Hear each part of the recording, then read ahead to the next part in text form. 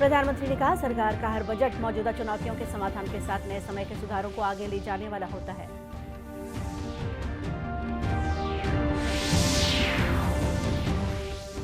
विश्वभूषण हरिचंदन ने छत्तीसगढ़ के राज्यपाल के रूप में शपथ ली। राजभवन में आयोजित हुआ कार्यक्रम।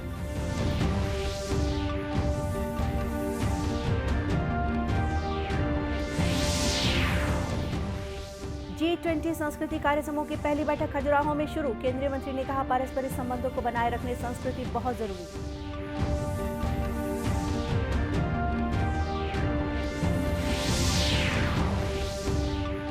और घरेलू हिंसा और महिलाओं से जुड़े मामलों पर राज्य महिला आयोग ने अंबिकापुर में आयोजित की जन सुनवाई।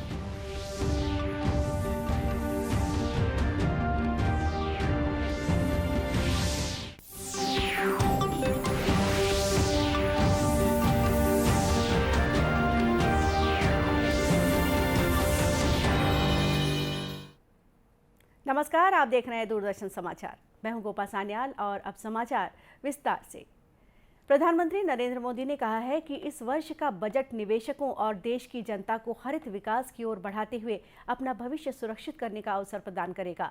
बजट के बाद हरित विकास पर आयोजित एक वेबिनार को संबोधित करते हुए श्री मोदी ने कहा कि सरकार का प्रत्येक बजट मौजूदा चुनौतियों के समाधान के लिए नए समय के सुधारों को आगे ले जाने वाला होता है। हरित विकास और ऊर्जा परिवर्तन के लिए की गई पहलों को रेखांकित करते हुए प्रधानमंत्री ने कहा कि सरकार अर्थव्यवस्था के हरित विकास के लिए हर संभव सहायता देने को तैयार है। सरकार का हर बजट वर्तमान चुनौतियों के समाधान के साथ ही न्यू एज रिफॉर्म्स को आगे बढ़ाता रहा है। ग्रीन ग्रोथ और एनर्जी ट्रांजिशन के लिए भारत की रणनीति के 3 मुख्य स्तंभ रहे हैं। पहला, रिन्यूएबल एनर्जी का प्रोडक्शन बढ़ाना। दूसरा, अपनी अर्थव्यवस्था में फोसिल फ्यूल का इस्तेमाल कम करना। और तीसरा, देश के अंदर गैस बेस्ड इकोनॉमी के तरफ तेज गति से आगे बढ़ना।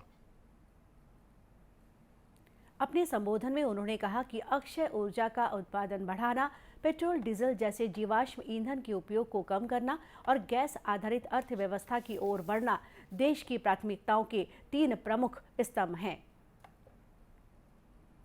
छत्तीसगढ़ के नवनियुक्त राज्यपाल विश्वभूषण हरिचंदन ने आज राजभवन में छत्तीसगढ़ के राज्यपाल के रूप में शपथ ग्रहण की। छत्तीसगढ़ उच्च न्यायालय के मुख्य न्यायाधीश अरूप कुमार गोस्वामी ने उन्हें आज सुबह पद और गोपनीयता की शपथ दिलाई।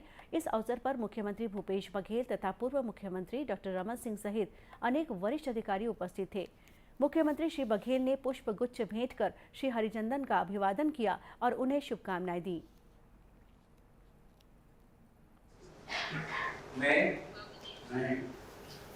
विश्वभूषण हरिचंदन ईश्वर की शपथ लेता हूँ कि मैं सदापूर्वक छत्तीसगढ़ के राज्यपाल के पद का कार्यपालन करूंगा तथा अपनी पूरी योग्यता से संविधान और विधि का परिरक्षण, संरक्षण तो प्रतिरक्षण करूंगा और मैं छत्तीसगढ़ की जनता की सेवा और कल्याण में निरत रहूंगा। इससे पहले कल राजभवन पहुंचने पर राजभवन सचिवालय के अधिकारियों और कर्मचारियों ने श्री हरिचंदन का स्वागत किया। G20 संस्कृति कार्य समूह की पहली बैठक खजुराहो में शुरू हुई। उद्घाटन समारोह को संबोधित करते हुए केंद्रीय मंत्री डॉक्टर वीरेंद्र कुमार ने कहा कि पारस्परिक संबंधों को बनाए रखने के लिए संस्कृति बहुत जरूरी है, क्योंकि संस्कृति में एकीकरण की क्षमता है। उन्होंने कहा कि अर्थव्यवस्था को समृद्ध करने में भी संस्कृति महत्वपूर्ण भूमिका निभाती है। G20 संस्कृति कार्य समूह की इस बैठक के महत्व को इंगित करते हुए उन्होंने कहा कि यह मंच संस्कृति को मजबूत करने में महत्वपूर्ण योगदान देगा। इस अवसर पर संस्कृति राज्य मंत्री मीनाक्षी लेखी ने कहा कि सांस्कृतिक समानता और सद्भावना भारत की विरासत है। उन्होंने कहा कि वसुधैव कुटुंबकम, एक पृथ्वी, एक परिवार और एक भविष्य और अखंड मानवता की धारणा बहुत पुरानी है और भारत ने हमेशा इसका समर्थन किया है। श्रीमती लेखी ने जानकारी देते हुए बताया कि विदेश से 25 मूर्तियों को भारत वापस लाया गया है। इस सांस्कृतिक कार्य समूह की पहली बैठक में विभिन्न मुद्दों पर चर्चा की जाएगी। यह बैठक 25 फरवरी तक चलेगी। कथित कोयले की अवैध लेवी से जुड़े मनी लॉन्ड्रिंग के मामले में ईडी ने अपनी कार्रवाई तेज करते हुए कल नवा रायपुर के इंद्रावती भवन और महानदी भवन में संचालित 4 विभागों के कार्यालयों में जाकर दस्तावेज जब्त किए हैं। ईडी की टीम सीआरपीएफ के जवानों की सुरक्षा में नवा रायपुर पहुंची। जिन विभागों के कार्यालयों में दबिश दी गई उनमें इंद्रावती भवन में संचालित श्रम मंत्रालय और महानदी भवन के सिंचाई, जीएसटी और पर्यावरण विभाग के कार्यालय शामिल हैं। उल्लेखनीय है कि इससे पहले प्रवर्तन निदेशालय की टीम ने कांग्रेस के 7 नेताओं के घरों पर दबिश दी थी। माना जा रहा है कि वहां की जांच से मिले दस्तावेजों के आधार पर ही इन दफ्तरों पर कार्रवाई की गई है। इन दफ्तरों की जांच आज भी जारी रही। अधिकारियों ने दस्तावेजों के अलावा कार्यालयों के कंप्यूटरों की भी बारीकी से जांच की। आपको बता दें कि इस कथित कोयला प्रवर्तन घोटाले में आईएएस समीर बिश्नोई, मुख्यमंत्री कार्यालय में उप सचिव रही सौम्या चौरसिया और कोयला कारोबारी सूर्यकांत तिवारी सहित 9 लोग इस समय जेल में हैं। दस्तावेजों के आधार पर ईडी की जांच का दायरा लगातार बढ़ता जा रहा है। उल्लेखनीय है कि जब ईडी की टीम श्रम विभाग पहुंची उस समय श्रम विभाग में वरिष्ठ अधिकारियों की एक बैठक भी चल रही थी। छत्तीसगढ़ राज्य महिला आयोग द्वारा अंबिकापुर के कलेक्ट्रेट सभाकक्ष में जन सुनवाई का आयोजन किया गया। उल्लेखनीय है कि राज्य महिला आयोग द्वारा प्रदेश में महिलाओं पर हो रहे घरेलू अत्याचार सहित महिलाओं से जुड़े अन्य मामलों की सुनवाई राज्य महिला आयोग द्वारा की जाती है। इसी तारतम्य में सरगुजा संभाग के सूरजपुर, बलरामपुर और सरगुजा जिले की जन सुनवाई अंबिकापुर में की गई।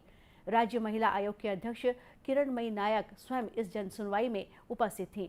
उन्होंने कहा कि आने वाले दिनों में बस्तर संभाग के लिए भी जन सुनवाई का आयोजन किया जाएगा। श्रीमती नायक ने जन सुनवाई के उद्देश्य को बताते हुए कहा कि इसके माध्यम से टूटे हुए घरों को एकजुट करने का प्रयास किया जा सकता है, जिससे परिवार बेहतर तरीके से जीवन यापन कर सकें। अंबिकापुर में जो सुनवाई है ये पूरे छत्तीसगढ़ में 162वीं जन सुनवाई है और आज यहाँ पर हम सूरजपुर, बलरामपुर और सरगुजा के 3 जिलों के लगभग 57 केस लेकर उपस्थित हैं। 10 केस अब तक नस्तीबद्ध हो चुके हैं और कुछ केसेस में भी सुनवाई बची है और अधिकांश केसों में एकल पक्षकार हैं। इस जन सुनवाई में 3 जिलों के 57 मामले सामने आए, जिसमें से 10 केस को नस्तीबद्ध किया गया। उल्लेखनीय है कि राज्य महिला आयोग द्वारा यह 162वीं जन सुनवाई आयोजित की गई। जम्मू कश्मीर और लद्दाख अध्ययन केंद्र की छत्तीसगढ़ इकाई द्वारा कल भिलाई में संकल्प स्मृति दिवस का आयोजन किया गया।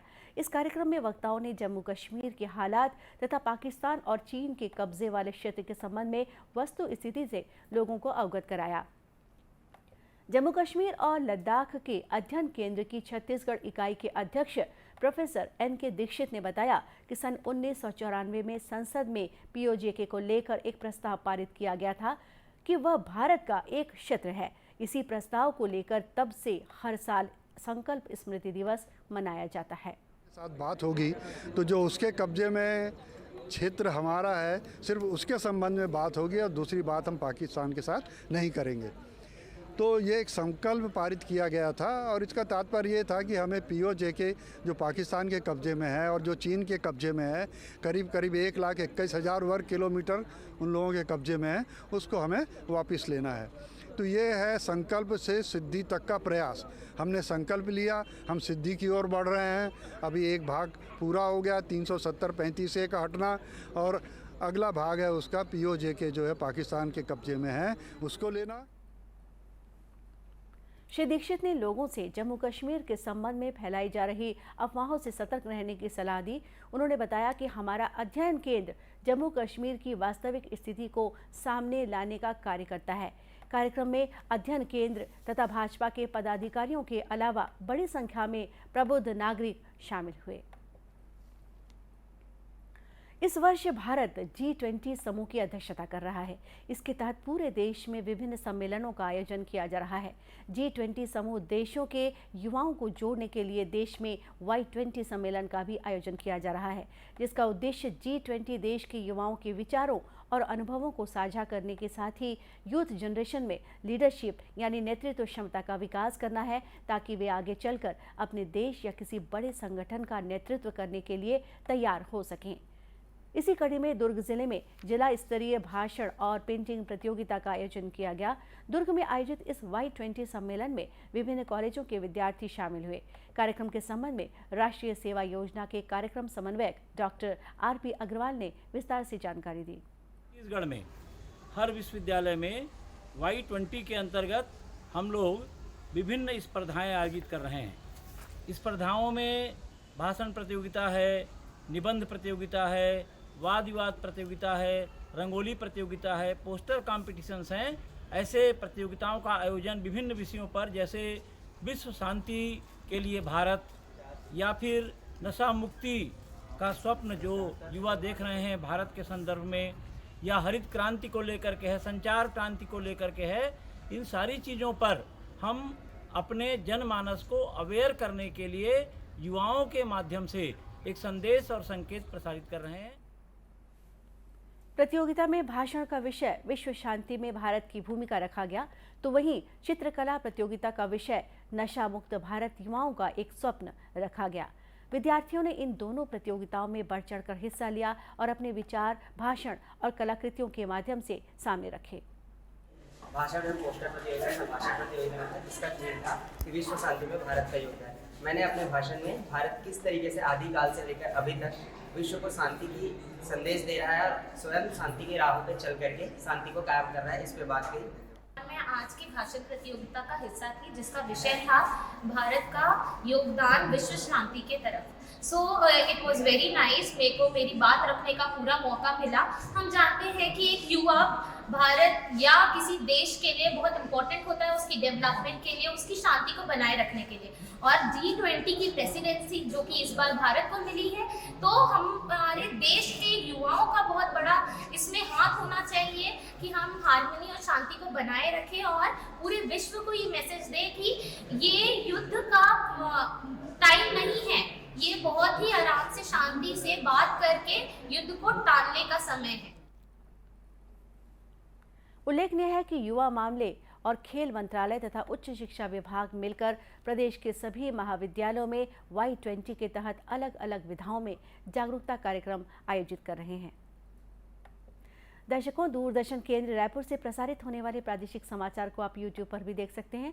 हमारे YouTube channel Chhattisgarh DD news पर प्रादेशिक समाचार उपलब्ध रहेगा। YouTube चैनल का लिंक और QR कोड आप स्क्रीन पर देख सकते हैं। अपने एंड्रॉइड फ़ोन से QR कोड स्कैन कर आप छत्तीसगढ़ DD न्यूज़ लिंक पर जा सकते हैं। और इसके अलावा Chhattisgarh DD news Facebook, Twitter और इंस्टाग्राम पर भी मौजूद है। अंत में मुख्य समाचार एक बार फिर। प्रधानमंत्री ने कहा, सरकार का हर बजट मौजूदा चुनौतियों के समाधान के साथ नए समय के सुधारों को आगे ले जाने वाला होता है।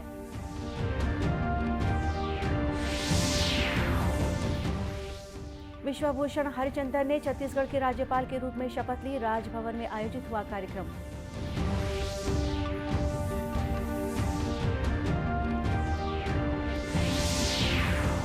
G20 संस्कृति कार्य समूह की पहली बैठक खजुराहो में शुरू। केंद्रीय मंत्री ने कहा, पारस्परिक संबंधों को बनाए रखने संस्कृति बहुत जरूरी।